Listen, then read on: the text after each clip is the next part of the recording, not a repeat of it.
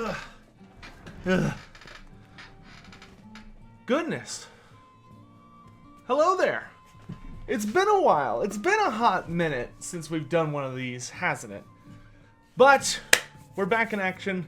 I actually stayed up super late the last few days and reread this sweet thing cover to cover again. That way I could refresh my mind on everything. And I actually even relearned a couple of cool little tidbits that will be coming up, and some of the answers we'll be addressing today. But I know you guys have been missing the Q&A series. I'm sorry that things were kind of dominated, but well, I'm not really sorry, but you know, things got a little dominated by Grom and the Paunch. But that's starting to wind down. We only have 3 days until that releases, or 2 days by the time this video comes out. No, it will still be 3 days. It's past midnight. But anyway, let's get into it. We have a lot more questions to go. I even moved everything over and cleaned it up a bit. So let's not waste any more time and get started. So we have a couple of questions that I have long-winded answers to, but they're worth it, from Blake Terry. And we're going to just tackle these one at a time. So his first question is, I was wondering what sort of culture ogres have outside of military stuff. And I know we've technically answered this, but I have some more stuff to add. So the main thing that we're going to talk about for their culture is the impact that the Great Maw has on the ogres outside of their wartime. So not focusing on the butchers, but just focusing on like the regular ogres when they're not traveling or at war. And the big thing to note is that the hungering god is this ever-present and insidious one. It's this permanent whisper that the ogres always are hearing in the back of their mind, no matter where they go on the planet. There have been many ogres actively try to drown out or ignore this little whisper, this little voice in the back of their heads of the Great Maw always calling them home. But no matter where they go, it's always just as strong. I mean, there have been ogres that have literally tried going to the opposite end of the planet from the Great Maw, and they still feel it constantly encouraging them to come home, encouraging them to make the pilgrimage and to come see the Maw. And it's this really creepy, unpleasant feeling. It's not a good feeling. It's not like when the people of Sigmar hear him, or when the elves hear Ashurin. It's more like if you are hearing Nagash, or like a really angry god. It is, the Great Maw is not a happy god, it's not a nice god, and the ogres acknowledge that. It's their connection to it is not one they really desire, it's not one that they enjoy, it's just one they have to deal with. Because it's just, ever since it impacted the planet, it has always been, they've been bound to it. And it's bound to them, which has to do with how it was shaped. That being said, ogres, sadly, kind of do anything and everything they can to resist the call of the Great Maw, or to at least distract themselves from it. So when they're in times of relative peace, because living in the mountains of Morn, you're never at peace. But there are times when there isn't like a war going on. The ogres do stay extremely busy. You know, they're kind of like us with depression or existential terror. You know, they try and do things to keep their mind off of it. And whether that's raising their children in the clan, getting together in large hunting groups to go up to the peaks to check for, to go hunt for meat, which is a very, very deadly but important profession, or moving their tribal camps to completely new locations within their big old valleys. They move on a very frequent basis. And the reason for this is ogres don't like to stay in one place for a very long time, because if they do, the more idle they become, the more likely they're gonna start being bothered by that whisper of the Great Maw that's forever calling them to make the pilgrimage. And there are ways to combat this. If you have, the reason butchers and slaughtermasters are such a big deal in every tribe is that the rituals and the magic of the butchers, or things that they do like eating, participating in like feasts and violence, these things can curb those urges and like suppress that voice they're always hearing. But eventually every ogre has to take the pilgrimage to see the Great Maw. It's something you have to do. You have to go visit that cruel god. And it's a journey not everybody comes back from. Actually, a lot of ogres don't come back from because A, it's super hard getting through the ancient giant lands and then the horrible wasteland leading to the Great Maw itself. And even when you get to the Great Maw is very active because, like I said, it is an actual creature. It is not it's not like a hole. It's literally, if you were to look into it, it's literally like, it's you know, ridiculous. It looks like an ocean, but instead of water, it's just blackness. But the sides of it that you're able to see are literally like gross muscle, like this pulsating, it's like looking down somebody's throat, but it's this pulsating mass of incredible muscle with just fangs and saliva all over the place. But there's like these colossal teeth and fangs sticking out of it. And the maw is vaguely sentient in that it will cause earthquakes and like 100-mile-per-hour winds when it senses any creatures, even its worshippers, near the edge, to try and push them in so it can devour them. Not a nice thing. But that's kind of the biggest thing with ogres when they're not in wartime, when they're not on military conquests, is that they have a very, very busy realm. Ogres are constantly doing things, and they are doing everything they can to stay active because, you know, they're participating in feasts or hunts or contests of strength or gluttony on a very regular schedule so that they can kind of resist that constant urge. Now, once you make the pilgrimage, if you successfully make it there and you're back, you're pretty much good. But the survival rate, I would honestly say at best is probably 50%. So it's not, and even then it can change you. It is not a pleasant, a lot of ogres who make that journey who come back are noted as having like left a piece of themselves behind, like spiritually, and they tend to be kind of empty. It's kind of like, ugh. So, a lot of ogres try not to do it as long as they can. And some are very successful at resisting it because they're so occupied with other things. Greasus Goldtooth doesn't have a problem. He doesn't care. He's too busy eating and throwing parties constantly. But, there you go. Alright, next question. Do ogres have a social hierarchy? Yes. There's a very straightforward but kind of complicated... It's straightforward, but there's a lot to it of the hierarchy within ogre tribes. Might makes right. That's the ultimate thing there. And those who have the biggest guts have the most authority. So at the head of the Ogre Kingdom nation, you have the Over-Tyrant. The current one, of course, being Trade Lord, Greasus, Tribe Stealer, Drake Crush, Gate Crusher, Horde Master, Goldtooth, the Shockingly Obese. There we go. That's his full title. This position is not always occupied. In fact, there's a lot of times it's empty, as to claim the role of Over-Tyrant is very, very difficult, because not only do you have to defeat all challengers, but to be Over-Tyrant, it is heavily expected that if there are any tribes who do not immediately acknowledge you as Over-Tyrant, when you're like, if you come out and say, I'm Over-Tyrant now, and there are any tribes that are like, yeah, right, you have to destroy that tribe. Like, you either have to break them to your will or completely wipe them out, which is what Greasus would end up going on to do. But below the Over-Tyrant are hundreds and hundreds of tribes in the Mountains of Morn, each of which are led by their individual tyrants, who are always the largest or at least the most deadly individual of the tribe. They are always the tribe member who is the best at winning challenges. Some ogres manage to do this through cleverness, but most of the time it's the largest and fattest guy there.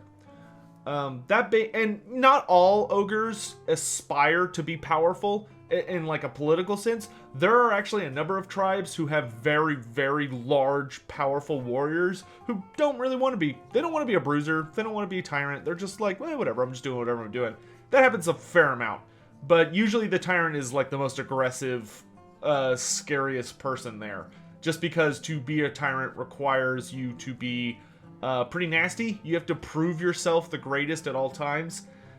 Tyrants have ultimate authority within their tribe, and anyone who even disagrees with them, so if a tyrant says this is the best strategy, like we're gonna travel through a mountain, here's a really deadly path, here's a really safe path, I think we should take the deadly path because it's safest. Obviously he's wrong, but if any ogre in the tribe were to go, no, that's kind of dumb, we should go the safe way, the tyrant is immediately gonna challenge that guy, kill him, and eat him, because it's ruthless. Like in his mind, he has to keep that perfect authority. So tyrants, and that's why they're called tyrants, is that they very much line up to the name. Next to the tyrants in authority, you have not necessarily above or below them, but kind of next to them in their own sphere, you have the slaughtermasters and the butchers. They, of course, are seen to speak for the Great Maw, and they act as the shamans or religious leaders within every tribe. No one save the tyrants themselves would ever no one except the tyrant would ever try and mess with a butcher or a slaughtermaster, and even that is really, really rare. It does happen sometimes, but to attack a butcher or to attack a slaughtermaster is seen as an attack on the Great Maw itself, so there has to be a damn good reason, but it has happened. Like there is a butcher who developed this really nasty sickle, and what he did with it is he crafted this magic item that basically had it where he could unleash the power of the Maw very reliably, but the way he was doing it was by hacking off pieces of his fellow tribes members. So like he cut like a piece of flesh off of them or something, and the tribe finally got sick of his shit and just killed him. So they all ganged up on him and they hanged him from a tree. And I believe he later was eaten by them or something like that. But it's a magic item that still like floats around the Ogre Kingdoms to this day. But it is notorious for whoever gets it tends to like kind of get Ring of Sauron'd. That they're like, oh, and they start using it, and then eventually the ogres figure out what's going on, and they kill and eat that guy, like every time. But that one's kind of funny. But so outside of that, next in line you have your bruisers. Bruisers are the enforcers of the tyrant, so they make sure all the rules are followed, and the tyrant kind of lets them do whatever they want as long as they obey him and don't challenge them. And he also gives them all, like the second best pick on all the loot. So like armor and magic weapons and stuff. But the funny thing about bruisers is they're actually hated by most ogres. Most tribes do not like their bruisers.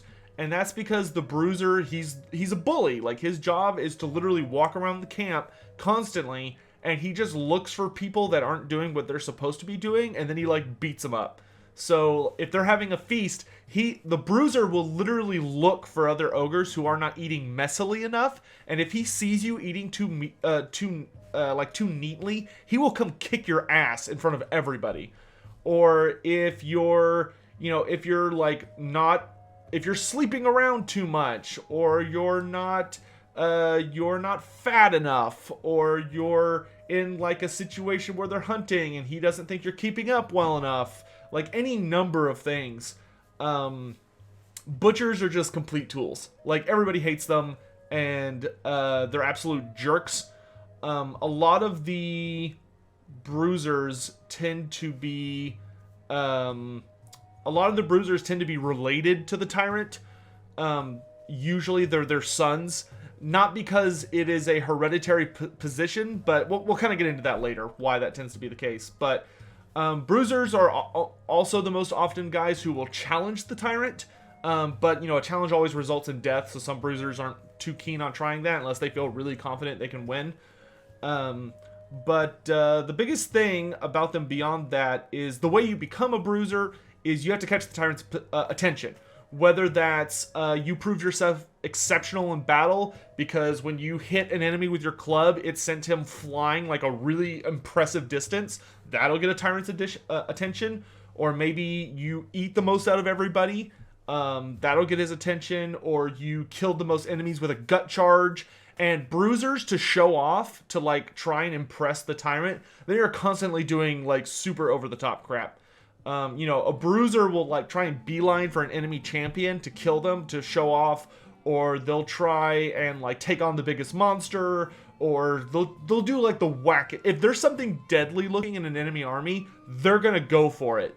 So if you're fighting against ogres, bruisers are usually what you have to watch out for, because if you're like a super powerful monstrous rider, or you're like a war machine line, or you're like a powerful wizard shooting off spells, the bruisers are coming right at you, because they're going to try and show off. So there is that. Other ways that bruisers can show off their most powerful, just because I find these funny, are through challenges, or like ritual feats. There are feats that ogres do during feasts where they try and show off, and this is typically how bruisers or iron guts can get selected. And these include sports among ogres, such as gut barging, where you slam, where two ogres will like get set up and they'll run at each other and slam their guts into each other. Face cracking, which is punching the other guy in the face until he gives up, or you break something. Or just regular ritual challenges. If like two ogres don't like each other and they want to settle a disagreement during feasts, there's like a time for ogres to resolve all of their anger with one another through challenges. These don't always result in death, but a lot of the time they do. But that's the whole thing on bruisers. Though it should be noted, bruisers, the way they're kept in line is not actually by the tyrant, it's by the rest of the tribe. If a bruiser ends up being too much of an ass and he pushes the ogres too hard, like he starts getting overzealous with his authority and he basically starts shoving the ogres around on stuff that they're like, all right, you need to back off. If he makes another ogre too angry, that ogre has full rights to just attack the bruiser at any time. So if he like walks up to a guy who he thinks isn't eating fast enough and like slaps him across the head, it's totally within that ogre's right to stand up and just try and kill him. Like just to immediately they'll take out weapons and start swinging. And so long as the bruiser survives, he keeps his job. If the ogre who attacks him kills him, he's the new bruiser. That way, the tyrant, and through that system, the tyrant believes this means that the best people to be bruisers will always be bruisers. So that's typically how they keep that system in check. Outside of that, yeah, we talked about that. Okay, and then, so tyrants, slaughtermasters and stuff, bruisers. Below that are the iron guts. Iron guts, and they're called iron guts because their gut plates tend to be very ornate. They tend to be like full-on made out of, like they're always made out of some kind of fancy metal. Sometimes it's iron, but even if it's iron, it's like super elaborate designs on it, like faces or the tribe's icon or the Great Maw. And it like looks really fancy, and a lot of them, and depending on their tribe, they'll have different levels of elegance. Like Grease's Goldtooth, his iron guts always have like gems and gold. Like they have completely gold gut plates, and then they also tend to have like gems and other crazy nonsense in their gut plates in their armor. Iron guts, they're also called that because they do tend to wear armor. Unlike a lot of regular ogres, they tend to wear full armor on their arms, their legs, and they wear helmets because they can. It's basically that they try and look really awesome.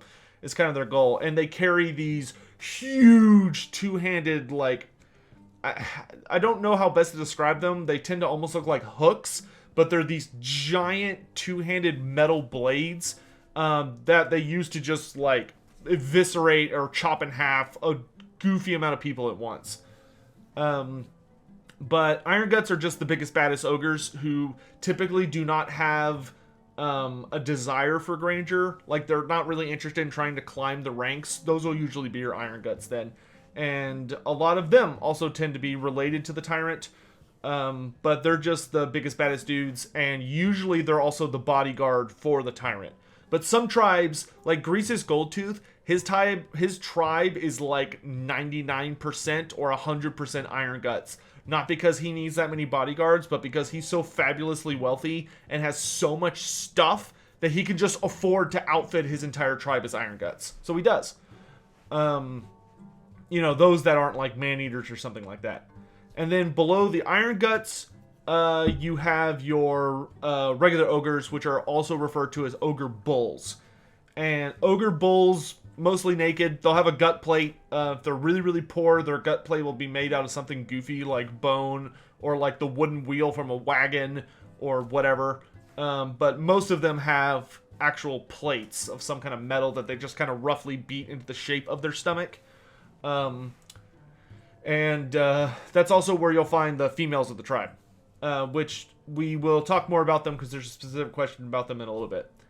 The males, the regular ogre bulls, they make up the basic infantry of most tribes, and they're also kind of like, you know, they're like the flat line. They're the regular villager of the ogres. Then below that, at the absolute, like, you'd probably have like your monstrous pets and stuff, like your saber tusks, your thunder tusks, your stone horns, all that stuff. And then below that, at the very bottom, are your noblars. They're at the absolute bottom of the totem pole. However, that does depend on the tribe. In some tribes, the noblars are actually outright beloved as kind of pets, but sometimes kind of like companions. And those ogre tribes, the noblars will of course be much higher up the echelon, and there might be tiers of them. Like there are certain kinds of noblars that are called scrap lords, and they kind of like tend to lead their own noblar tribes, these scrap lords, which are noblars. And the ogre tribe that they're associated with like has much more respect for them. And there are ogre tribes that hate noblars and try and just exterminate them with extreme prejudice. The Ironskins, who we've talked about as like the super scary one, with Gark Ironskin being the guy who rides on the giant mechanical behemoth that kind of looks like a Rhinox, but it's completely made out of metal and is like a demon monster. They hate noblars. And there's a whole thing about this extermination campaign they went through to eradicate the noblars that lived in the mountains around them. And they succeeded by using some really scary stuff. There are, of course, creatures that fall outside of this hierarchy. The man-eaters, for instance, are, because they're not there a lot of the time, when they do return home, they're seen very much as experienced veterans who the tyrant wants to keep around. So they're typically treated around the ballpark of Iron Guts as far as their authority goes, but the bruisers and tyrants do not mess with them. Like they do their best to keep them happy because they want them to stay, and they also don't want them to attack them. Because man-eaters can kind of be scary because they are skilled in so many things.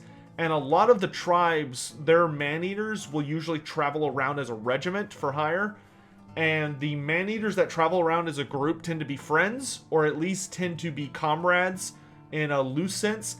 And if a bruiser were to attack or bully one of the man-eaters, all of the man-eaters from that group would get super pissed and probably kick the shit out of that bruiser. So they don't they don't tend to mess with them, and they're kind of left in their own circle. There's also the hunters. Hunters, on the other hand, are either very loner ogres, or they were just flat out exiled from their tribe and had to learn to adapt and survive in the really hostile peaks, so they become hunters. And these guys, once they get good at being a hunter, they are welcomed everywhere. Like, even if they were exiled from their tribe, if they survived, became a hunter, and they come back to bring like a massive monster kill to a feast or just a visit, they're 100% welcome. Like, the ogres are always super happy when a hunter visits. Because the thing about a hunter is if he's visiting, he's usually bringing with him a lot of meat, and he'll always have some of the best stories. Because ogres love stories about like massive monsters and crazy shit going on in the peaks of the Mountains of Morn. So hunters have the best stories as far as ogres are concerned, so they're always very, very welcome into the tribes. And many hunters are just not associated with the tribe. They just wander from place to place. And but some have a direct tribe they're related to and are like very friendly with the tyrant. But they're kind of allowed to go wherever they want because the ogres are just always happy to see them. And then finally are the fire bellies. And the fire bellies are frankly the rock stars of the ogre kingdoms. Like the fire bellies, there's not a lot of them because their only enclave is at the fire mouth. And so when one of them decides to leave and go roam around to either spread the word of the Firemouth or to just go on a particular mission for whatever reason, wherever he's literally like a celebrity wherever he goes. The ogres love the fire bellies because they literally just bring like a whole new level of cooking, because not only are they like the best when it comes to controlling the flames for great feasts and are capable of like these crazy displays of fire magic, but the ogres are very fond of the fact that whenever a fire belly kills someone on the field of battle, they're pre-cooked, ready to go. That is like a very impressive feature among ogre culture. Next question. How do ogres raise their children? So we know incredibly little about ogre children, but I'll tell you what I have gathered. What is there basically suggests that when ogres are born, the species has adapted so that their young are able to be mobile and active within a period of, most of the time, days, but weeks at most. This is why they can usually like throw their weak babies into the caves where the like all the scary monsters are and seal them in there, and they'll somehow survive and end up mutating into gorgers because they are mobile and able to start catching and eating things like really fast.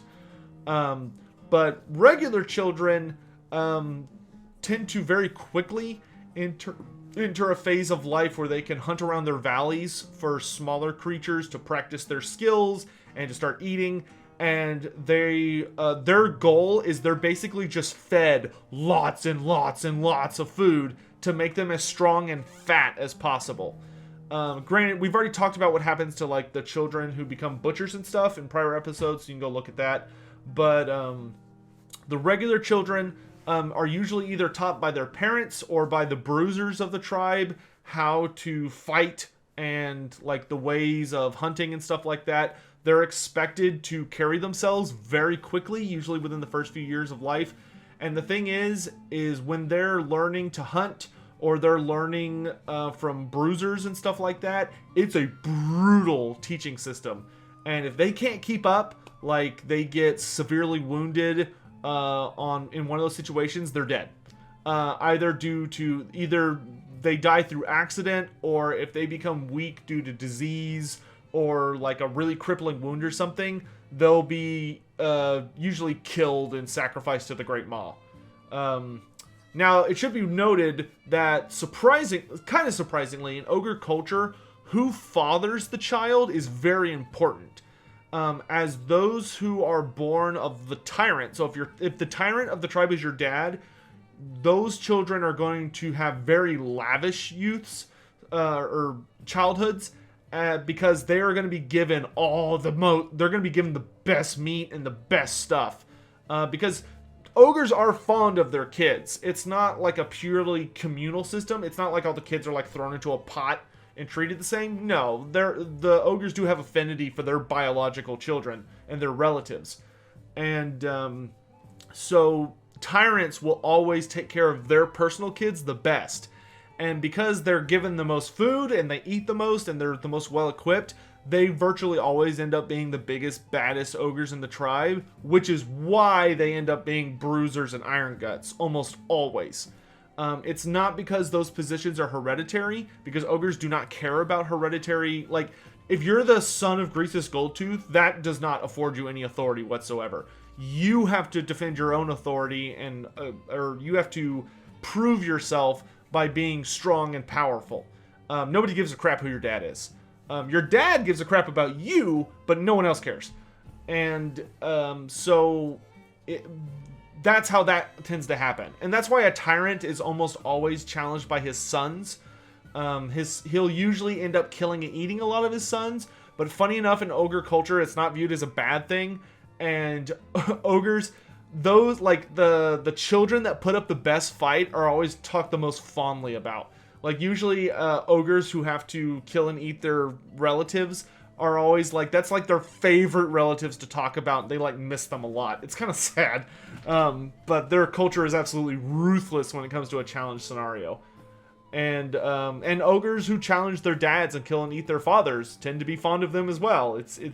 Ogres have a very strange emotional system because they're so ingrained on that might makes right and survival of the fittest scenario that everything else just comes second. But the last thing I'll note is that ogre children do seem to reach maturity, or what's considered adulthood among ogres, faster than humans. It seems they tend to be in the ballpark of adulthood by like double digits, so 10 to early teens. And they're expected to carry their weight very quickly and to try and be a prodigious weight very quickly, or else they're not going to survive. And the ogres have no tolerance for weakness. Not because they're cruel, they're just that practical. The Mountains of Morn do not allow for weakness. That being said, if something were to come into a valley, say like a monster or some kind of invading army or enemy agent, and was like killing or hunting ogre children, the ogres would pursue that thing with incredibly angry prejudice, and like they would be god driven to kill that thing in revenge. Ogres, they do care about their kids, they just do not have a strict sense of mercy because they know it's a waste of effort and they cannot afford to be merciful to things that won't survive on their own. But if something is like coming in and messing with that system, that's not gonna fly.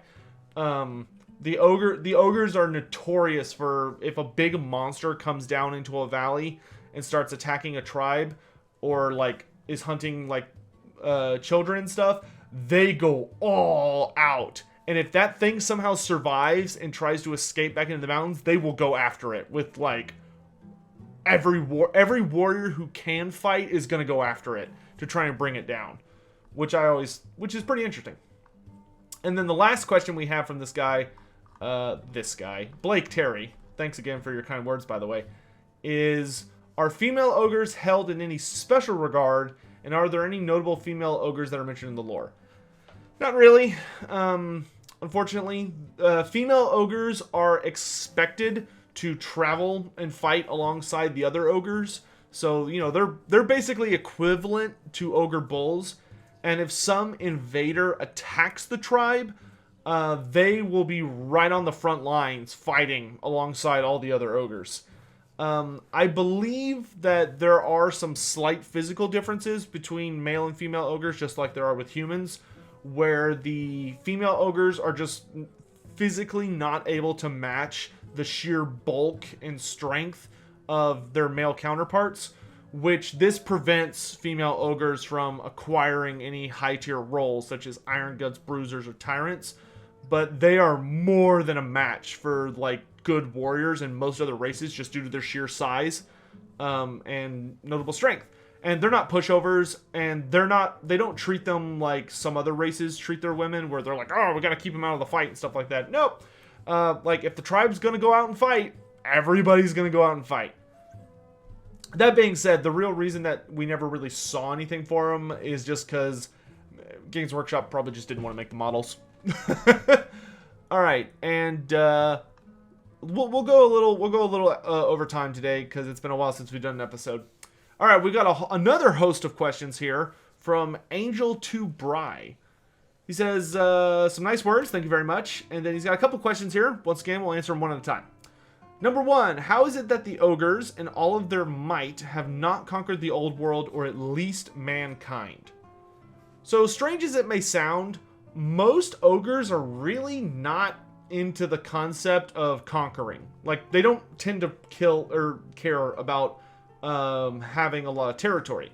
They're a very nomadic species, and they really just like to wander wherever they feel like going and just taking whatever they want as they're wandering.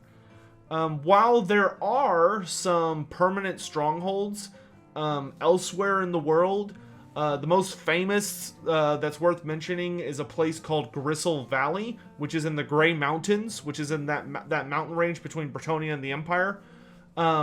Gristle Valley is a actual ogre stronghold, But the thing about it is there is no single tribe that owns it, because they're constantly going and leaving. Like, a tribe will show up, stay there for a little while, and then leave. But it's like constant ogres going in and out. Sometimes it's just individuals, sometimes it's a group of man-eaters, sometimes it's a full tribe, but it's noted as being an ogre stronghold. And there are some who have set up in different places, but it's exceptionally rare. There's a tribe called the Iron Fists, who actually left the Mountains of Morn, and they established their tribal area on the eastern border of the World's Edge Mountains. But that's pretty rare. It does happen sometimes, though. And the thing about that is, like I said, most ogres don't want to stay in one place for one time. And we kind of talked about that a lot, in that they tend to get bothered by the Great Maw if they're staying somewhere, unless that place is like exceptionally active. Like, a lot of tribes will set up a temporary camp, and as long as they can like extort the people around them, like they're constantly getting lots of food, and if anybody messes with them, they're able to defeat them, and they have like a good thing going, yeah, they'll stick around for a while, maybe a few years, but eventually they're going to pick up and go back home. Or move somewhere else, because they're going to exhaust the food resource in that area. Because, you know, they can tithe people as much as they want, but they're going to end up out eating what everyone around them produces eventually. That being said, the major exception to that are certain kinds of tyrants. And the thing about ogres that's kind of peculiar about them is most ogres have no desire to conquer. 95% of ogres do not care. However, tyrants tend to be a bit of a different story. When a tyrant gets powerful enough and he starts like acquiring a massive tribe, lots and lots of money, lots and lots of food, lots and lots of loot, he starts to get kind of possessed by a really overbearing sense of greed. Like, that tyrant is going to start to look around and go, I need more. Like, I already have too much for what I am. My treasure hold is full. My gold cave physically can't fit any more gold, but I need more. So what he'll do is he'll start to expand. He'll expand his territory so he can have more places to put more stuff. Then he fills that up and he's like, I need more. And it just keeps going and going and going. So there's this weird thing where it's a feedback loop of the stronger and the more powerful a tyrant becomes, the more power and territory he wants. So, because they just want to expand their treasuries and kitchens, and they want more and more and more to just absurd degrees. So, and it's kind of a weird thing. So the more they own, the more they want to increase what they own. This is why the Ogre Kingdoms having an Over Tyrant is when they're at their most dangerous. Because an Over Tyrant is like that system dialed up to 10. So Greece's Goldtooth is one of the greatest threats to many of the nations of the planet, because he is not satisfied with just the Mountains of Morn. Greece's, there hadn't been an Over Tyrant for many, many years. And Greece's was one of those guys who took over as tyrant and was like, being in charge of the Goldtooth tribe is cool, but I want more. So then he took over then he declared himself Over Tyrant. And after many years, he took over all the Mountains of Morn. Now he's going, I want more. So now he's full on declared, we're invading West. And his goal is literally to take over the old world. Greece's Goldtooth has set his little pig greedy eyes on the old world, the Empire, Bretonia, the Badlands, the Dwarven Realms. He's like, I want. And that's why the Ogre Kingdoms kind of got upgraded to being their own race. Is because Greasus is just like the greediest son of a gun out there, and I love him. Alright, we already answered that one. Next, do ogres have any special weaknesses, like magic or intense heat? The only exceptional weakness that ogres have are immensely powerful weapons or spells that requires speed or cleverness to avoid. Cough, cough, purple sun, cough, cough, pit of shades. So, ogres do tend to be very vulnerable to very vastly sophisticated weaponry or superior tacticians who know how to use the ogre's immense size against them with terrain and such. Ogres tend to trust very much in their thick skin and their gut plates and their incredible endurance to keep them alive. So, like, if you're fighting ogres and you have a vastly superior firepower, ogres very rarely are going to go, oh, we should use cover, or we should we should attack when it's dark, or we should wait till it's raining so their black powder doesn't work as well, or we should, like, any of those things. Ogres are just like, rah, charge. And if you just got way bigger guns than them, then the ogres are dead. Period. End of story. That's literally what happened at the Battle of 100 Cannons. Was the dwarf throngs of Karazakara met up with an Empire army out of Nuln, and they all had a ridiculous amount of war machines and cannons and stuff.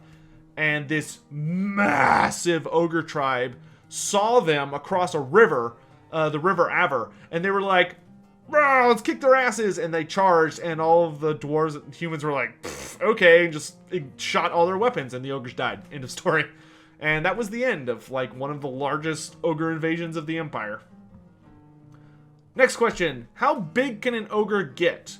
Can they compare to the old giants? Ogres tend to grow fatter, not taller, so no.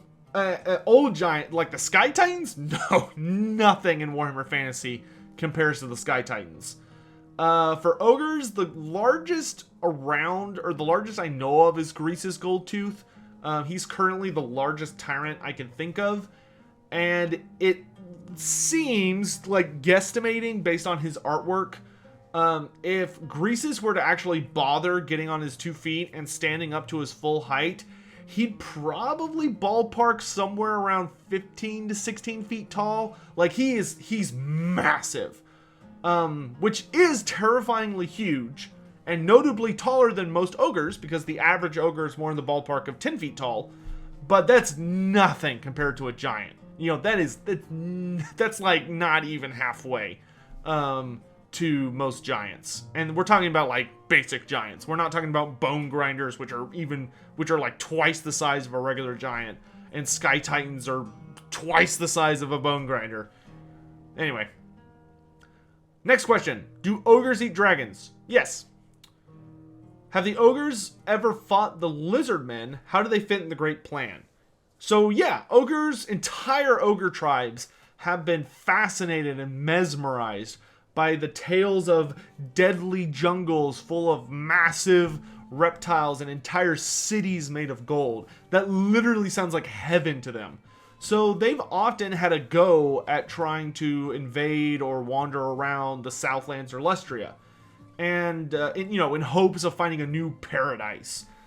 This has mostly gone really bad for them, but some tribes have been successful. There are ogre tribes that hang around the Southlands in particular that have carved out a living there, and some man-eaters in particular, either in Lustria or the Southlands, have had fabulously wealthy careers, and they have fallen in love with the jungles, but they learn to adapt to it. Most ogres go in there and they do not adapt quick enough. And when your entire species are, hey, we're big fat guys with tough skin and we wear virtually no armor, going into Lustria or the Southlands is not going to go well for you most of the time. You gotta wear sleeves, dude. The diseases and the venomous bugs alone are going to get you a lot of the time. And then the last question for today. Oh, wait, how do they fit in the Great Plan? Long story short is that you have to remember that the old ones were creating and working on a bunch of races at the same time. Humanity was the closest to being finished of the last batch they made, but when the old ones had the ability of foresight, like they could see the future, right? And there was a point, seemingly a very short amount of time, like years at most, before the Dark Gods were going to blow up the Chaos Portal and Chaos was going to overwhelm the old ones. The old ones kind of looked at it and they were like, oh shit, we're running out of time. So in desperation, the last races they created were the halflings and the ogres. These were like dead last. There are some theories based on some older lore that the Giants of Albion were the last finished race because they actually came out really well designed. But the ogres and the halflings seem like the old ones were like shit. and they were trying to create a race that was very resistant to the effects of chaos, which is kind of what they had been trying to do the entire time. So they had been trying to craft a race that, because they were like, oh, if we make them immune to magic, well, they got dwarves, that didn't turn out the way they hoped. Or, hey, maybe if they learn to control magic, well, they got elves and that didn't turn out the way they like. So, like, maybe if we go halfway, they got humans, that didn't turn out the way they were hoping. So, even though humans, I think if they had tinkered around a little more, they would have created, like, the perfect race. But for ogres and halflings, they were like, what if we just made them really resistant to chaos?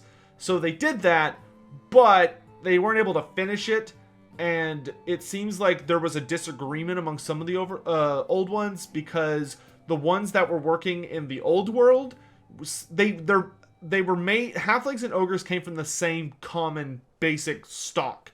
Like whatever set of creatures the old ones were manipulating on like an atomic level, or they were building blocks of life, taking different species and creatures and smashing them together to create halflings and ogres. It seems there was some kind of disagreement, because the old ones that were working over in the ogre's homeland, which was to the far east next to Cathay, they created ogres, which are like really big fat dudes, whereas the old ones who were working in the old world created the halflings, which are much more diminutive, but very empathetic and clever creatures that are very swift and sneaky. But they weren't able to finish either of them. And they both have really bad flaws, in that they're both very gluttonous races, and the ogres are much more prone to violent outbursts and incredible greed, whereas the halflings are much more prone to being incredibly vulgar, nasty creatures that have a really bad kleptomania. So there you go. And then your last question, which would be the last question for this video: do ogres have a particular interest in swamps? No! Swamps tend to be host to creatures and terrain that is extremely deadly for things that are very, very fat, heavy, and are not clever or fast.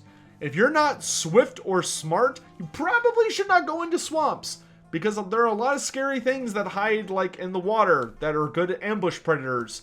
And there are a lot of like mosquitoes and other bugs that are very venomous or carry horrible diseases. So if you're not wearing a lot of clothing, then you're going to have a bad time.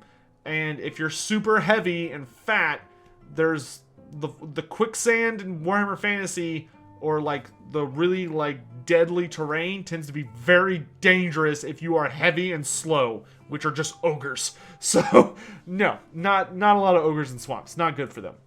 Anyway, guys, thanks so much for joining me today. These should be returning on a daily basis. Well, that's not true. These will be like every other day, because I do want to finish the Heroes of Legend before we get back to daily Q&As, and we still have a number of those left. So thanks so much for watching, guys. I hope you have a wonderful day. I'll be seeing you for some live streams and other shenanigans. Take care of yourselves. Wash your hands. Stay safe. Bye.